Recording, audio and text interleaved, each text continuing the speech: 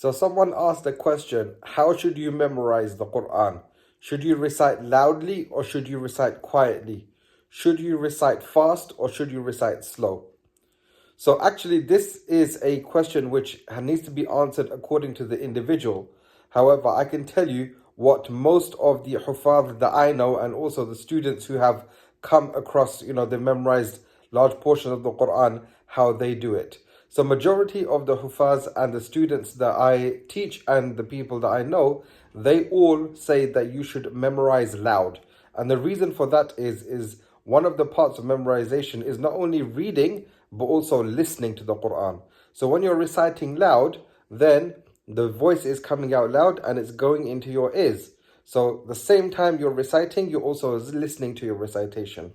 One of the other tips that I can give you with regards to memorization is that when you're memorizing the Quran, then after you've done your initial memorization phase and it has settled in your mind in the initial stages, leave the recitation for a little while, come back to it, close the mushaf, and recite off memory what you've just memorized, but record yourself when you're doing it at the same time.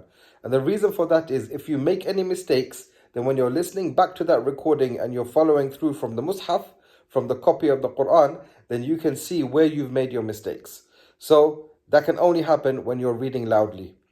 Of course, some people can recite slowly, meaning under their breath, and I only, to be honest, met 2 people that can do that in any meaningful way. With regards to reciting fast or reciting slow, the best way to do it is to recite at a medium pace. And the reason for that is that if you recite too fast, there's one principle that I've seen, is that if you memorize and you're reciting very fast, then when you're reading Quran generally in your life, if you try to recite slower, then you're going to have issues. You're going to make more mistakes. And if you were too slow in your memorization, then, of course, inshallah, you'll be leading Taraweeh. Then, when you're reciting in Taraweeh, you won't be able to recite fast. I know this for a fact that there are people who, when they were memorizing slow, and it's impossible for them to now lead Taraweeh.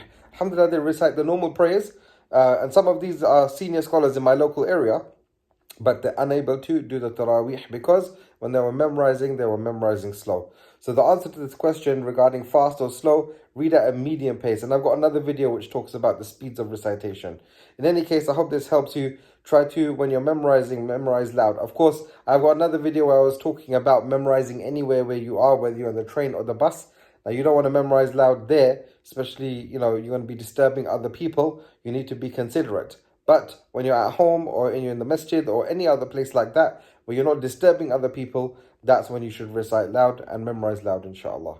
To get more out of your memorization, also click the link in the description as there is the Quran memorization tracker. I've built these specific for students who are serious and they want to track their memorization. One of the best ways of going far is to ensure that you know where you are and where you need to be and how much you've memorized and to revise that memorization. All of this is in the tracker, so click the link and inshallah order that. That will be a great help for you as you're moving along in your memorization journey.